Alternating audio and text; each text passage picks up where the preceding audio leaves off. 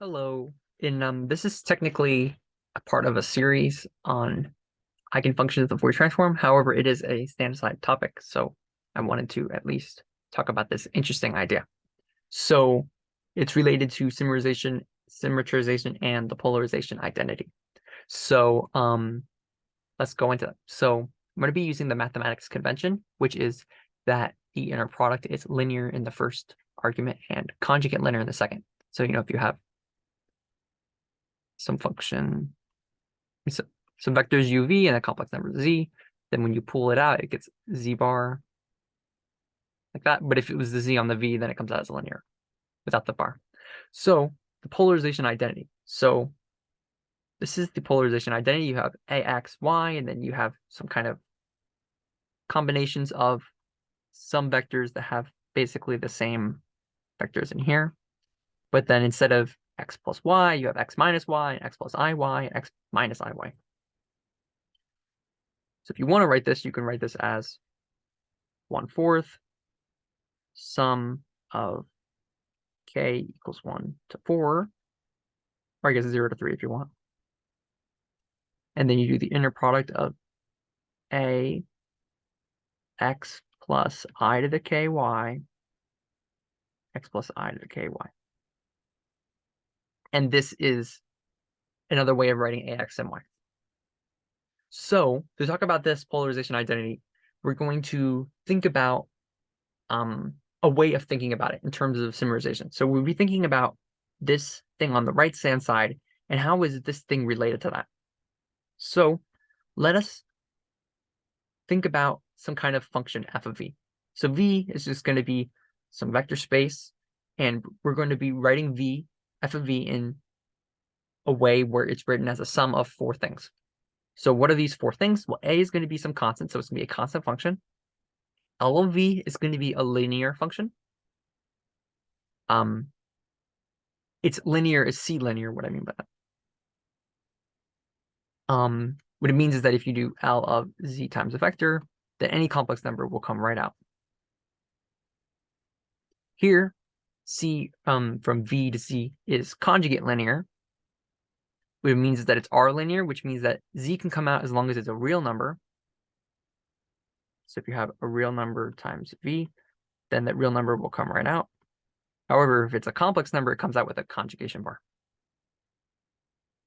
So C is conjugate linear, L is linear, A is a constant, and Q is going to be what I call quadratic. So all that I mean is that if it's Z, if you pull it out, you get Z squared.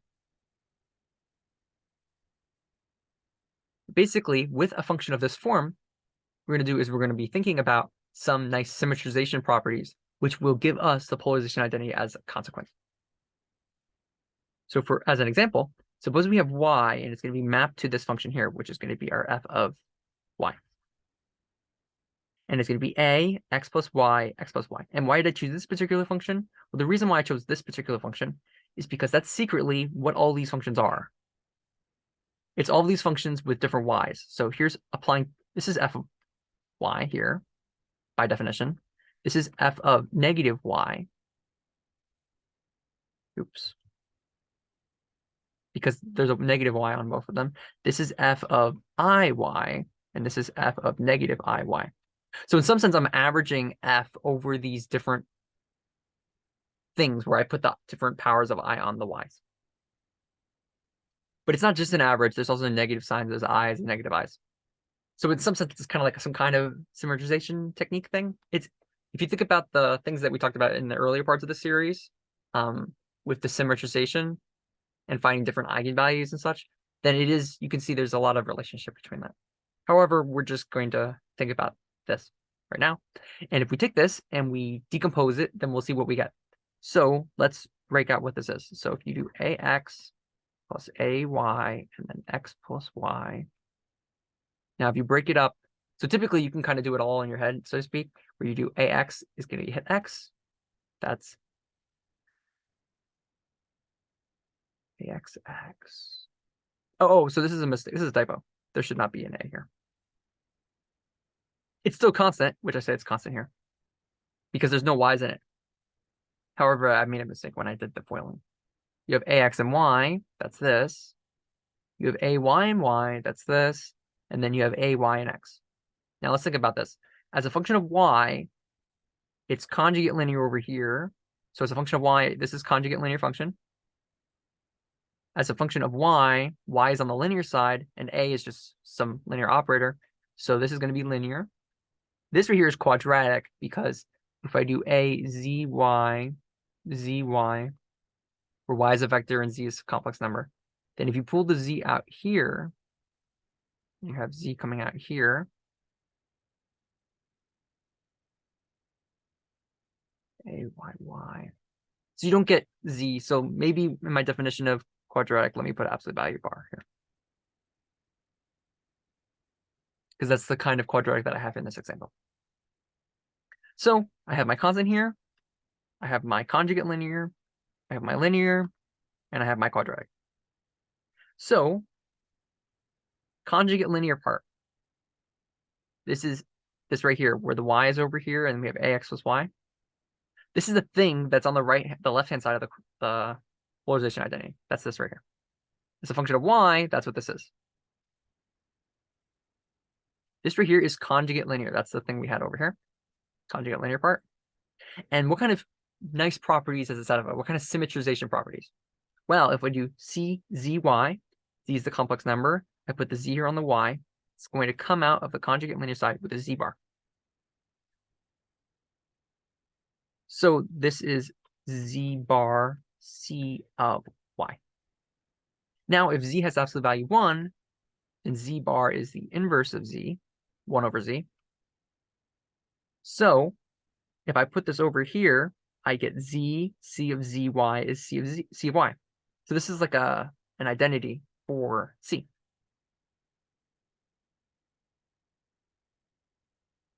Now, we're basically, the idea is if you do this, if you think about this kind of identity, conjugate linear will satisfy this property, but some of these other things won't. And there's something where this identity kind of contradicts the fact that you have a linear operator, or if you have a quadratic operator or something like that, and it's going to somehow cause problems. So let's actually explore that.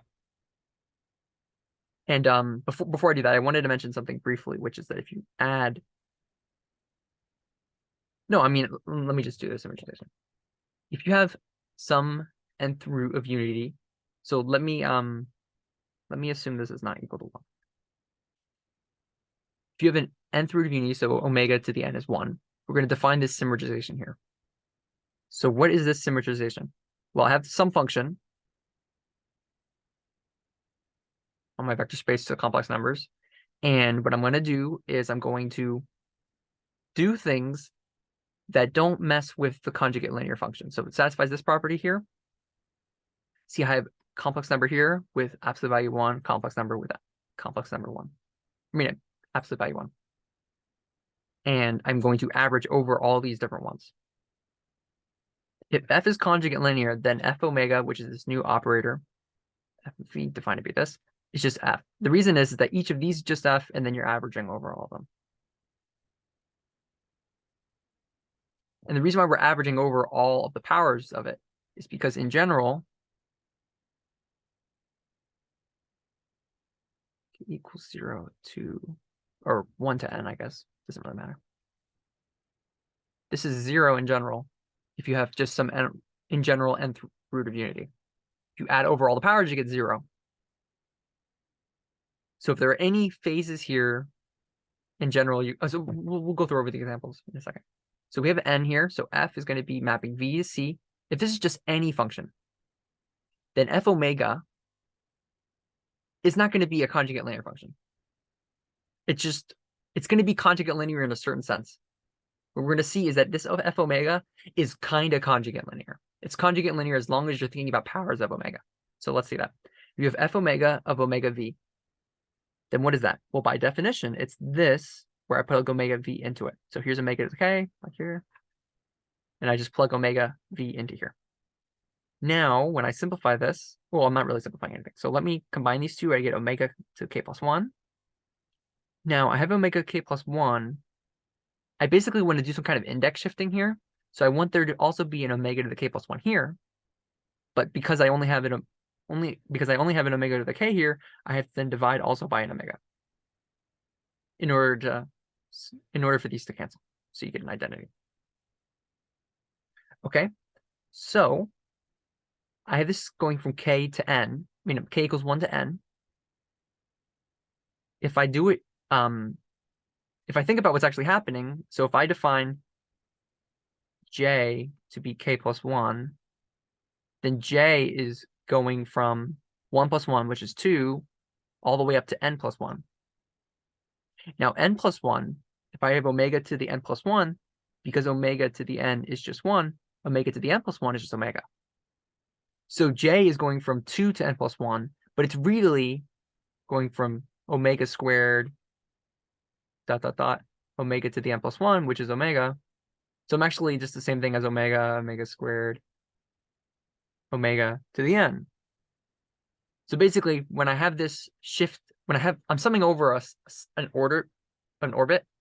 So I have some kind of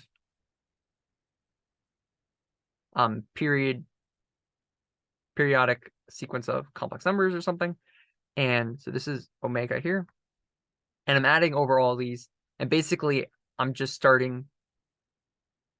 This sum is starting over here at omega squared and going in an order of a circle. And this sum is starting here and going in a circle. So if you just think about the sum, what it's doing. Now, if you have this definition here, if you factor out this 1 over omega, the rest of this is just f omega of v. So this 1 over omega is omega bar. So what have we shown? We've shown that f omega of omega v is omega bar f omega of, there should not be an omega in here, f omega of v. So we didn't show that it was conjugate linear, but we showed that if you plug an omega in here, it's kind of conjugate linear as far as omega is concerned. Now, in general, if you have a power of omega, what you can do is just keep pulling out powers of omega. So if you have f omega of omega squared v, well, you can first pull out 1 omega because it's omega times omega v. The first omega comes out is omega bar, f omega of omega v, and then you pull out another omega bar.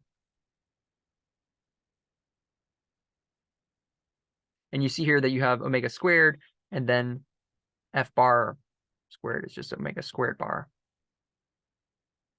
So if you have omega squared, you can pull it out as f out of f with omega squared bar. So in general, if you have any power of omega, you can then pull it out with a bar. However, it's not true in general that any complex number comes out with a bar, even if it has absolute value 1. Because not every complex number is a power of omega. However, what we did show is that this function right here has some kind of conjugate linearness. It's kind of conjugate linear. It has some conjugate linear structure, but only for powers of omega. And the key thing about this is that this kind of conjugate linearness structure of f omega is going to basically make my function f, where is it, f, written in this form, it's basically going to preserve this, but it's going to make the rest of these all vanish because these things don't have conjugate linear structure at all. But this one does, is completely conjugate linear. And so this one will be preserved, but the other ones will vanish because they don't have any, they have a completely incompatible with this kind of symmetry. So let's go through that. So we're going to show that these are all 0 if omega to the n was 1. And then I need some kind of condition on omega so that these things are actually 0. So basically, if omega is exactly equal to 1, then this definition isn't actually doing anything because omega is 1, then this is 1, this is 1, and I'm just averaging f itself n times. So literally f omega is f if omega is 1. So I definitely need omega not 1 in order to get anything non-trivial. Because I need this kind of condition here. I'm going to do some kind of averaging. So let's go down. So omega not 1, that's going to give me this. And I think the other ones are going to give me this one being 0, and this one's going to give me this equals 0. But let's just go through it. So here's a fact that if you have omega to the n is 1, and omega is not equal to 1, then if you average 1 omega all the way to omega to the n plus minus 1 is 0. But why is this true? Well, you could just use this very famous factorization, which is omega to the n minus 1 is this product here, this sum, times omega minus 1. And then what you can show is that if omega is not 1, that means this is not 0. Omega to the n is 1, that means this is 0, which means that this has to be 0, which is what we said. Another way to show this is that if you just, that's all I want to say about that. Okay, so this is a fact that if omega to the n is 1, then this power sum k equals 0 to n minus 1, which is the same thing as k equals 1 to the n, omega to the k is equal to 0. So what do we have a omega? A omega is you do a of omega to the k v, omega to the k, and then you average over all the k's. Now omega of kv, because a is just a constant, is just going to be a, the constant, times omega to the k, and then it's averaging this thing. However, because a is a constant, you could think of it this way, and this right here is that thing we just said was 0. So a omega is 0. Now what about L omega? Well, L omega is going to be this by definition. Now we're going to use the linear property, which if the omega k comes out, because it's just linear, it just comes right out. So we get omega squared k L of v. Now, because this L of v has no k in it, we then have it like this. And then what do we see here? We see the average over powers of omega squared. Now, omega squared to the nth power is just omega to the n squared, which is 1 squared, which is 1. So this right here should be 0 as long as omega squared is not 1. So that was the assumption that we made, which is omega squared is not 1. Now we have q omega of v. So what do we get here? We get 1 over n, average omega to the k, q of omega to the k, v. Now what do we get? So it depends on what your definition is. If the definition that I had earlier, the one in the notes that I first wrote it, was when I defined quadratic, it was like this. I had z squared q of y.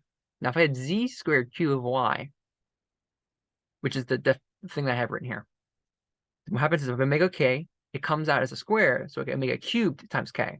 Q of v is 0. Now what that means is the average over this is going to be 0 as long as omega cubed is not equal to 1, which is what I have here. However, the definition of quadratic that I changed in my notes so that it matches the example that we have is that when it comes out as absolute value bar squared q of y. So let's write out what that would be in this case. So q omega of v, 1 over n, k equals 1 to n, omega to the k, q omega kv. And this omega to the k is going to come out as absolute value squared, but absolute value of omega is 1. So this is just 1 over n, k equals 1 to n, omega to the k, q of v. Now, this is exactly the same thing with the constant. And then you see this is 0. In either case, the quadratic that I was using earlier, the definition where it comes out as z squared, or the definition where it comes out with absolute value bar z squared, still, basically, this thing is acting like the constant as far as pulling a phase out where the phase has absolute value 1, which is still 0. So a omega, L omega, q omega is 0. So as a corollary, what we're going to get is the polarization identity. So let's see that. The f of y is this thing. This thing right here breaks up as the conjugate linear thing as a function of y. We get constant, linear, and then the quadratic. This is the quadratic where you get z bar squared q of y. So this right here is the constant. So now we are going to write out what the that symmetrization thing that we wrote where omega is going to be I. So we have fi of y is going to be the average of f of y, but I squared f I squared y, I cubed f cubed iy. That's what f omega was, 1 over 4. This is the definition of fi, and what we showed earlier was that the quadratic part vanishes, the linear part vanishes, and the constant part vanishes, and we're only left with the conjugate linear part. So that's the conjugate linear part, which is this. Now, the I squared is just negative I. So if we get negative here, this is negative I. I mean, sorry, I squared is just negative 1. That's this. The I cubed is negative I, so we get negative I, negative I. And then if we just write out what this is, f of y is this. F of negative y is this with the negative sign. I times f of iy is this. And the negative I f of negative iy is this. So this is the polarization identity. That this thing, the conjugate linear part, is this thing. So it's kind of this neat thing where if you think about these things right here, they have different parts. So this thing right here has multiple different parts. It has a constant part, has a linear part, conjugate linear part, and this quadratic part. And if you do this average right here, what you do is you get only the conjugate linear part because that's just what this average will preserve. So this right here, this average has the conjugate linear symmetry, which is that C of, I mean, you have fi of some power of I to the y. Some power of I is f of y. Now this only happens for powers of I. And the conjugate linear part will be fine with that, but the constant part, the only constant where that's true, so if you have a constant here, well, that's only true if a is 0, as long as I, for all k. If you have a linear thing, the only linear operator that it's fine with this, because if you pull it out, you're going to get I squared to the k. So it's negative 1 to the k. And this can't be true for all k. You know, for just k equals 1, you're going to get f of y is negative, L of y is negative L of y. And the only way that's possible is if L is 0. So basically, same thing with the quadratic. This kind of symmetrization principle makes the rigidity of some of these other terms vanish because they're completely incompatible. And the conjugate linear is the only thing that preserved. So we can similarly show that you have a conjugate linear, I mean, you have a similar form for this. If ax, y, now in this identity,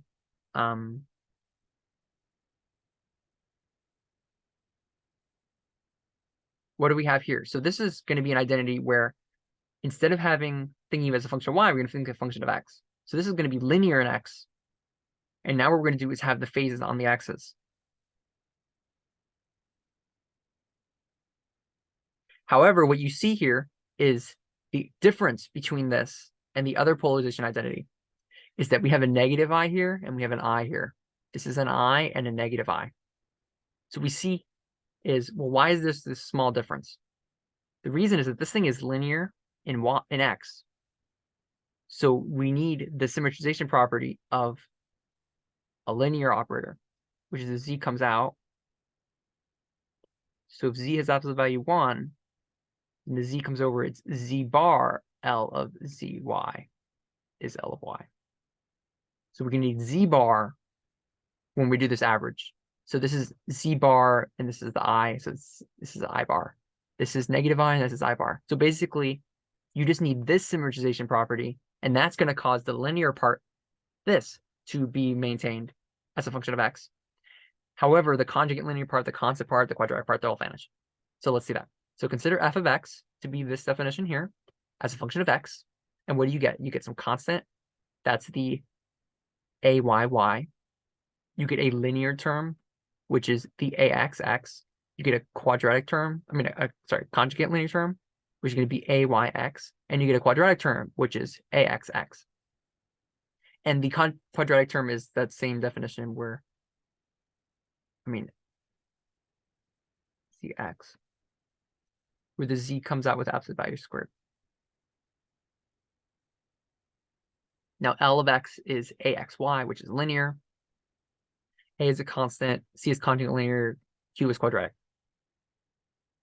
Then, using omega to the n is 1, where we make this assumption omega is not 1, omega squared is not 1, what we're going to do is we'll consider f, I'm just using a different notation, f omega v, where if I do this power here, I mean this average here, the only difference here is that I have this bar here. And the point is, it's the same symmetry that we have here that we want to use, not the symmetry for the conjugate linear, but the symmetry for the linear. And what we're going to show is that L omega is L, so the linear part is preserved, but the constant, the quadratic, the constant, the conjugate linear, and the quadratic are all vanish for this. And you can show that. And so that tells you that F omega is just going to be L. And if you use omega equals I, then that's exactly what this identity is right here. So in some sense, you should be able to see the polarization identity and be able to identify what it should be based off looking at the symmetry involved. So basically, this is the thing I had when I had the polarization identity and trying to look at it. I always remember looking at it and trying to remember exactly how the terms vanish could be kind of complicated and confusing if you don't have it perfectly memorized. And there's all these different variants of it, and we'll talk about it a little bit later. Like this is a variant of the polarization identity, but just trying to memorize all the different variants is not very useful. But you can notice the symmetry in it. So this is another polarization identity, polarization. And if you remember the symmetry in it, then you can understand it in a way that you can just be able to write down the polarization identity. So this is a different one, which is the parallelogram law, which is x squared, y squared, and norm, x plus y squared, x minus y squared. And this is in an inner product space. So where does this come from? How can we prove this using a similar idea? Well, let's define f of y to be this inner product here. It's this thing. The thing is that you see that it's an average with the negative in the y. So what do we get? We get xx, that's x squared, yx, which is here, xy, which is here, yy, which is here. So what do we get? We get a constant term as a function of y, conjugate linear, linear, quadratic. So this is constant, conjugate linear, linear, quadratic. And again, this is the quadratic where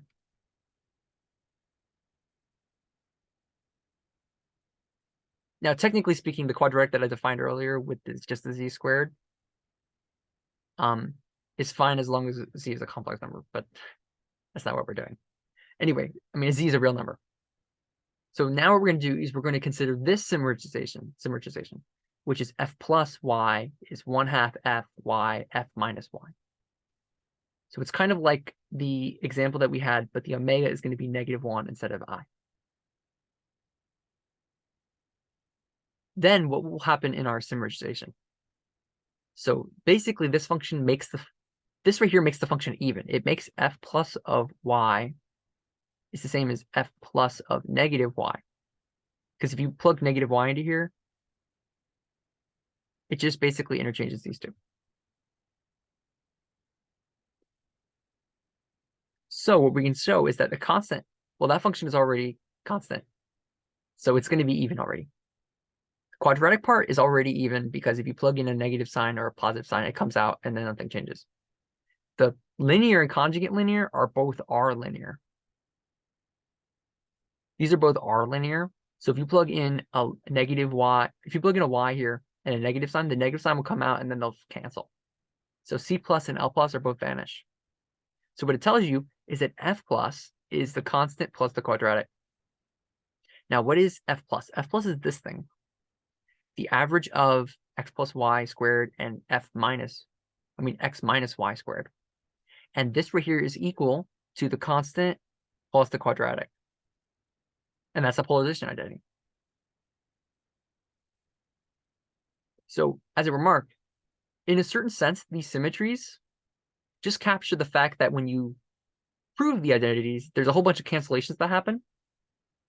However, just knowing that there are cancellations doesn't tell you how to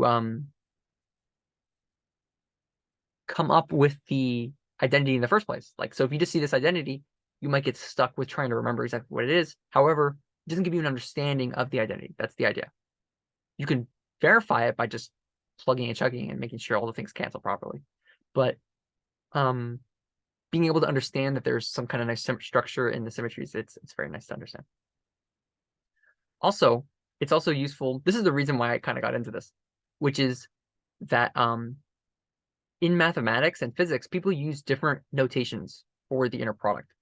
So what it's going to do is it's going to allow us to apply the polarization identity for this different convention. So what I have here is that physics convention is that if you write this inner product here, then it's conjugate linear in the left and linear in the right. It's different than the math convention. Basically, people think of this part as like the vector part. If you have a vector, like a column vector.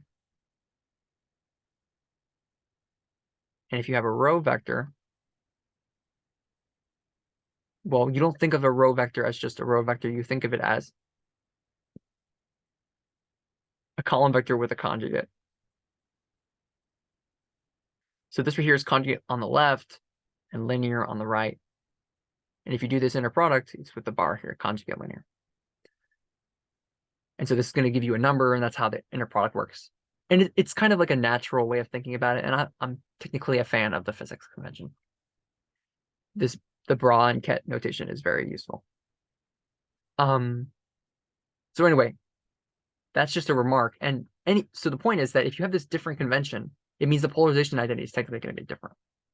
So you should be able to think about the symmetry and be able to identify whether the polarization identity is correct based off the symmetry. So in this case, we have y mapping to ax plus ay. I mean, it depends on how you want to write it. But if you have polarization identity for this, if you have z equals 1 in absolute value, this part is now going to be the linear part. So it's going to have the z and z bar part. It's going to be preserved. So if this is linear in y, and I'm going to put the signs on the y, then what I need is I need the L of z bar cy to be L of y, and I'm average over z is powers of I. So these two are always the same because z bar is the same thing as z when it's I, or I mean when it's 1 and -1. But when it's I here, you get negative I, and this is negative I, and this is I. This is the x and ay. You can also put the a on the x term. It doesn't really matter. But the point is that this is the same kind of polarization identity they had for the other convention, but when things were mixed up. So the point is that depends on how you're doing the polarization identity, but you should be able to see that there's structure here, and it comes from the linear or conjugate linear ideas. I mean, there are different ways of thinking about it, I guess, but this is just one way I think about it, and I think it's very interesting. So that is all that I wanted to say about that. Have a nice day.